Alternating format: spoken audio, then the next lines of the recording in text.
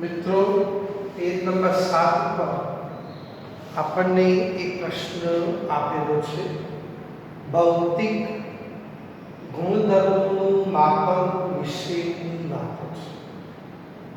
ભૌતિક ગુણધર્મોનું માપન વિશે સમજાવો, આવી એક વસ્તુ આપણને આપેલી છે.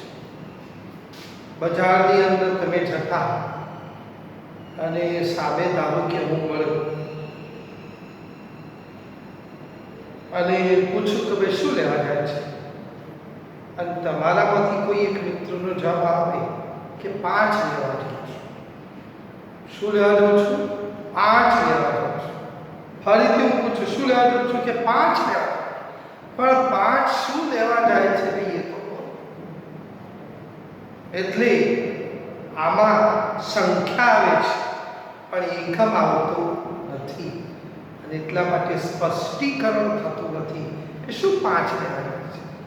5 વખત પૂછ્યું 5 લેવા જાય છે, 5 પણ શું 5 લેવા જાય છે એ તો બોલ. પછી છેવટે એને કહ્યું 5 કિલોગ્રામ લોખંડ લેવા જાઉં છું. 5 કિલોગ્રામ લોખંડ માટે 5 સંખ્યા, કિલોગ્રામ એટલે રાશિ, ભૌતિક રાશિ, વજન દર્શાવતી વસ્તુ, જથ્થો દર્શાવતી વસ્તુ, રાશિ દર્શાવતી વસ્તુ. હાશ, હવે ખબર પડી કે 5 કિલોગ્રામ લોખંડ લેવા જાય છે. તો આવી વસ્તુ ભૌતિક રાશિના જથ્થાના મૂલ્યને દર્શાવવા માટે સંખ્યા અને એકમ વસ્તુ છે. કોઈ એક બાળક વજન માટેની આ 5 કિલોગ્રામની વાત કરે. કોઈ એક બાળક મળ્યું આ માટે પછી પૂછ્યું કે ભાઈ શું લેવા જાય છે કે 6 લેવા જાય છે.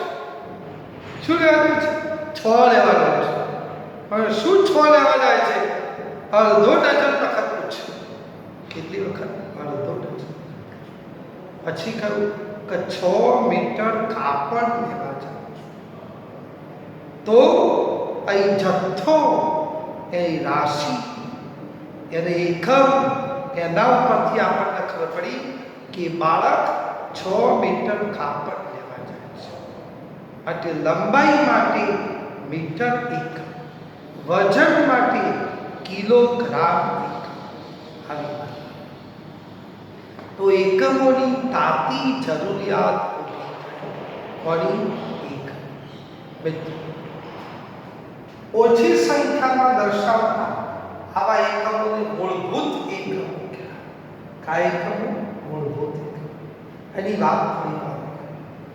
અત્યાર સુધીમાં ભૌતિક મૂલ્ય એટલે જે જથ્થો દર્શાવવા માટે ઘણી એકમ પદ્ધતિ આવે. 4 એકમ પદ્ધતિ આવે. એક એકમ પદ્ધતિ છે FPS. FPS foot pound second. Foot pound second. બીજી પદ્ધતિ આવી CGS પદ્ધતિ, centimetre gram second. Centimetre gram second. ત્રીજી પદ્ધતિ આવી MKS પદ્ધતિ, મીટર કિલોગ્રામ સેકન્ડ. કઈ? Metre kilogram second. ચોથી પદ્ધતિ આવી SI પદ્ધતિ, ઇન્ટરનેશનલ ઓફ સિસ્ટમ અથવા system of international unit method. 4 પદ્ધતિ. સમયાંતરે આ પદ્ધતિઓ અમલમાં આવી. FPS, CGS, MKS, SI. મિત્રો, નક્કી કઈ તકલીફ થઈ. એક બાળક જન્મ્યું, ફોરેનની અંદર જન્મ્યું, તો બાળકનું વજન પાઉન્ડની અંદર નક્કી થાય. એની આપણને ખબર ના પડે. આપણે તો બાળકનું વજન 2.5 કિલોનું છે, 3 કિલોનું છે, જાપલો 3 કિલોનો છે, 3.5 કિલોનો ભોણિયો જન્મ્યો છે. ત્યાં પાઉન્ડની અંદર, અહીં ઇન્ડિયાની અંદર કિલોગ્રામ આવું એક થાય. ગોળા ફેંક હોય, ગોળા ફેંક, વ્યાયામ ક્લાસ થાય ગોળા ફેંક, તો એ રતનની અંદર નક્કી કરતા હતા રતન. પણ હવે તમને ખ્યાલ કે 5 કિલોનો ઘોડો છે, 7 કિલોનો ઘોડો છે, આવી એક વસ્તુ. અંતર માટેની વાત આવતી હતી તો ભાઈ ફલાંગ આવતું હતું, વેત આવતી હતી, પછી આ રીતે આવું આપણે ભરતા હોય, ડગલો ભરતા હોય, આવું બધું આવતું હતું. ઘઉં આવતું હતું, એકર આવતો હતો, આ બધું વીઘા આવતું હતું. ખેતરની અંદરની વાત ચાલે કે આટલા એકર જમીન છે, આટલા વીઘા જમીન છે, એમાં આપણને ખ્યાલ આવતો. અને માટે અંતર માટે પણ ચોક્કસ વસ્તુ નક્કી થાય. તો આ બધાની અંદર એક સૂત્રતા સભાતી નથી. કોઈ કે ભાઈ મીટરની અંદર, કોઈ કે વળી ફલાંગની અંદર, કોઈ કે ડગલાની અંદર, કોઈ કે વેતની અંદર, અલગ અલગ વજનની અંદર પણ આવું રતલ છે, કિલોગ્રામ છે, પાઉન્ડ છે, આ બધી વસ્તુ છે. અને માટે એકમોની અંદર એક સૂત્રતા સધાય એ માટે ભાઈ આ પદ્ધતિ અનેક પદ્ધતિઓની અંદર મુશ્કેલી સમજાય કે ફોરેનની અંદર કંઈક જુદું છે. ફોરેનની અંદર તમે અત્યારે હાથ ફોન કરો પૂછો કે કેટલું ટેમ્પરેચર કેટલું છે, તો ફેરનહીટમાં જાઓ. શેમાં ફેરનહીટ? આપણે વાત કરીએ ડિગ્રી સેલ્સિયસમાં વાત કરીએ, સેલ્સિયસમાં વાત કરીએ. એક સૂત્રતા સધાતી. આથી આ મુશ્કેલી દૂર કરવા માટે બે પદ્ધતિઓ અસ્તિત્વમાં.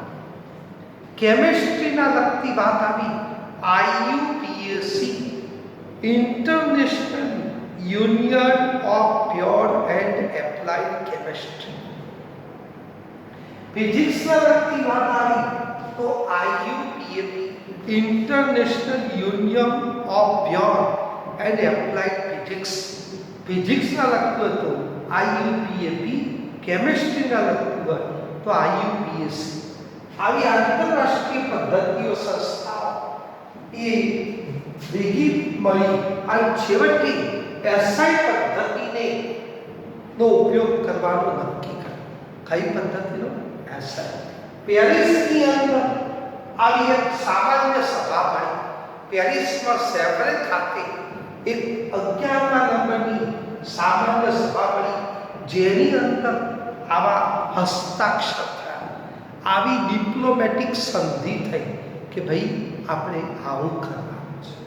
જેથી યુદ્ધ ચાલતું હોય તો એમાં સંધિ કે ભાઈ આ પ્રકારનું, ચલો આજથી યુદ્ધ બંધ, તમે ને અમે બધા મિસાઇલો જે ગોઠવી છે પાછી લઈ લો, સૈનિકો પાછા લઈ લો, એ સંધિ થાય બે દેશો વચ્ચે.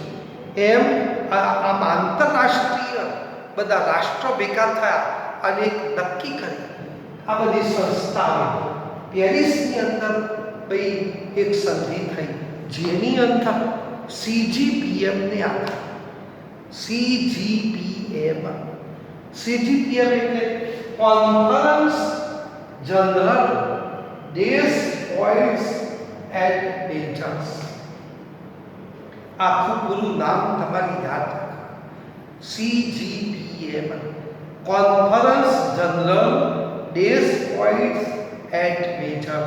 CGPM આ પેરિસની અંદર આવી અને એના આધારે ભાઈ આ મીટર કન્વેન્શન તરીકે ઓળખાય છે, CGPM તરીકે. તો આ પૂરા નામ યાદ રાખવા.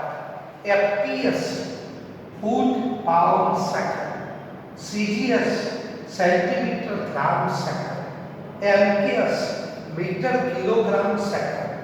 અને SI પદ્ધતિ આપણે જે વાત કરવાની છે, ઇન્ટરનેશનલ ઓફ સિસ્ટમ અથવા સિસ્ટમ ઓફ ઇન્ટરનેશનલ.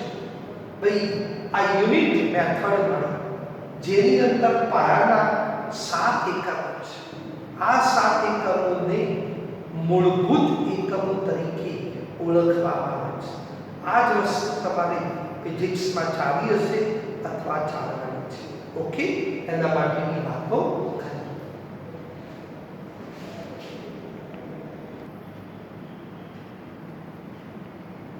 મિત્રો,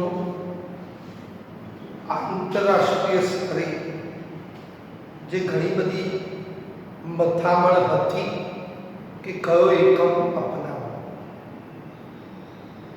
એફપીએસ અપનાવો, સીજીએસ અપનાવો, એમકેએસ અપનાવો કે એસઆઈ પદ્ધતિ અપનાવો.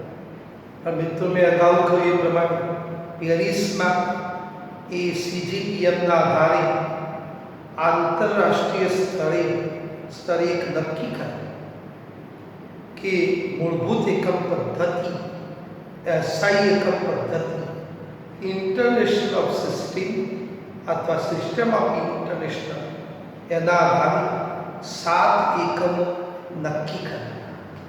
આ 7 એકમો જેને મૂળભૂત એકમો કહેવાય છે. બાકીના આમાંથી એકમો મેળવવામાં આવે છે.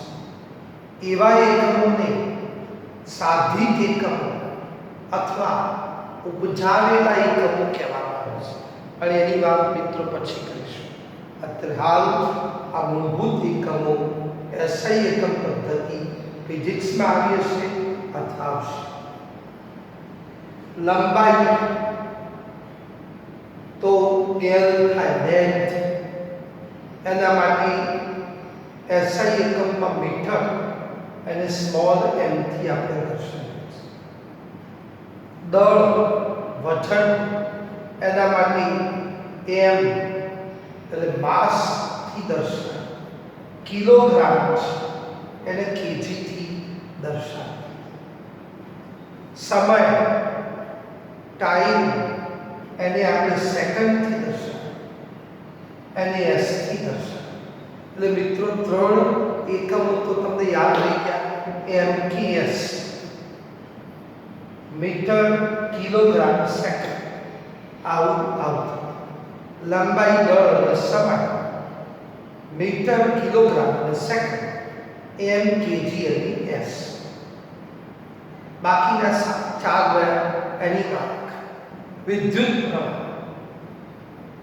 આઈ વિદ્યુત એને એમ્પિયરમાં વપરાય છે. અને એમ્પિયર એ કેપિટલ એ આપણે કયો કેપિટલ. ત્યાર પછી તાપમાન, થર્મોડાયનેમિકલી તાપ, ઉષ્મા ગતિકીય રીતે તાપમાન, ટેમ્પરેચર ટી. એના માટે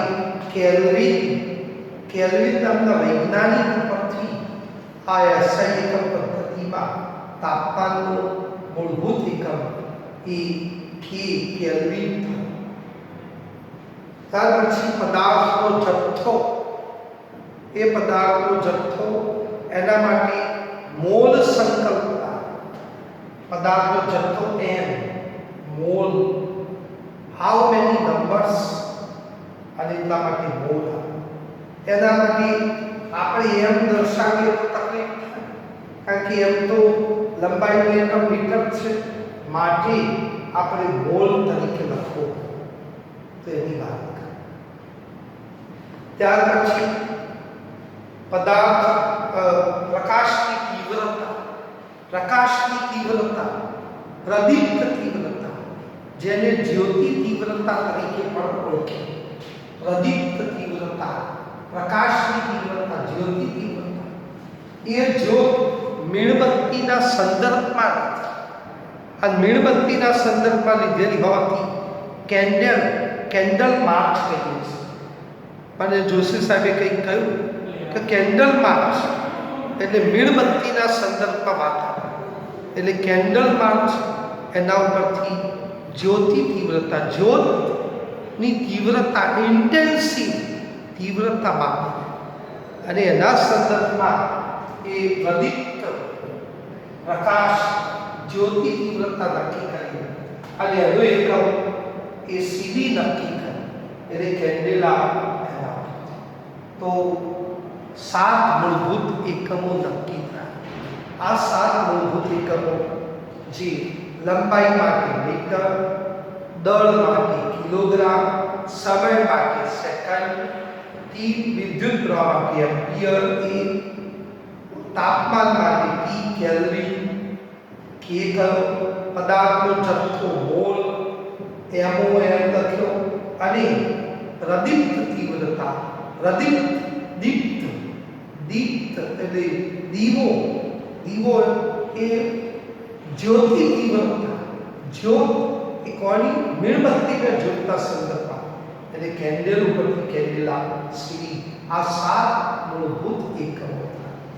મિત્રો બીજી વાત કરો પેજ નંબર 8 ઉપર મિત્રો આપણે 8 ઉપર આવી 7 જેટલી મૂળભૂત પાયાના એકમોની SI એકમ પદ્ધતિના પાયાના એકમોની વ્યાખ્યાઓ આપેલી છે. પણ મિત્રો આ 7 વ્યાખ્યાઓમાંથી માત્ર ને માત્ર 2 જ વ્યાખ્યા આપણે તૈયાર કરવાની છે. બાકીની વ્યાખ્યા એ આપણે તૈયાર કરવાની નથી. આ 2 જ વ્યાખ્યાઓ એ બોર્ડની અંદર એ પૂછાતી હોય છે. બાકીની વ્યાખ્યાઓ એ કોઈ હજી સુધી પૂછાઈ નથી, પૂછાવાની નથી. આ માટે 2ની જ વ્યાખ્યા અહીં પેજ નંબર 8 ઉપર જે આપેલી છે એમાંથી 2ની વ્યાખ્યાઓ એ આપેલી, જેની અંદર તમે જો મીટર અને કિલોગ્રામ આ 2ની વ્યાખ્યા તૈયાર કરી છે. મીટર અને કિલોગ્રામ. મીટર લંબાઈનો એકમ મીટર, લંબાઈનો પાયાનો એકમ મીટર. આ મીટરની વ્યાખ્યા એ અહીં આપવાનો પ્રયત્ન કરેલો છે. તો મીટર લંબાઈ માટે મીટર સ્મોલ m કહે છે. એના માટે શૂન્યાવકાશ એટલે હવા ન હોય અને એવી જગ્યા, એવી સ્પેસ કે જેની અંદર એર નથી, માત્ર અવકાશ છે, ખાલી જગ્યા છે, અને એમાં આ શૂન્યાવકાશમાં પ્રકાશી આ આંકડો તમારે ખાસ યાદ રાખવાનો. 1/299 792 458 સેકન્ડમાં કાપેલા અંતરને મીટર તરીકે ઓળખવામાં આવે છે. શું કહેવાય? ફરીથી પ્રકાશે કેટલું અંતર કાપ્યું છે? તો આટલામાં ભાગનું અંતર, આટલામાં ભાગનું એટલે 1/299 792 458 સેકન્ડમાં, પણ શેમાં? શૂન્યાવકાશ. એવી જગ્યા કે જો માત્ર અવકાશ છે, ખાલી જગ્યા છે, સ્પેસ છે, પણ હવા નથી. એમાં પ્રકાશે આટલું જે અંતર કાપેલું છે એટલા અંતરને મીટર તરીકે ઓળખવામાં આવે છે. તો મિત્રો આ આંકડાકીય માહિતી તમારે ખાસ યાદ રાખવાની છે. શૂન્યાવકાશમાં પ્રકાશે 1/299 792 458 સેકન્ડમાં કાપેલા અંતરને મીટર કહેવામાં આવે છે. તો મિત્રો મીટરની તમને વ્યાખ્યા યાદ રહી ગઈ હશે. ઓકે, હું કાલે પૂછીશ તમને અને 100% મારા બાળકોને આવડશે. પણ સંખ્યા આ ભૂલવાની નથી. 299 792 458 સેકન્ડમાં કાપેલા અંતરને મીટર કહેવાય. શેમાં? શૂન્યાવકાશમાં. કોને? પ્રકાશે કાપેલા એને મીટર કહેવાય. એ લંબાઈનો આ એક પાયાનો એકમ હતો મીટર.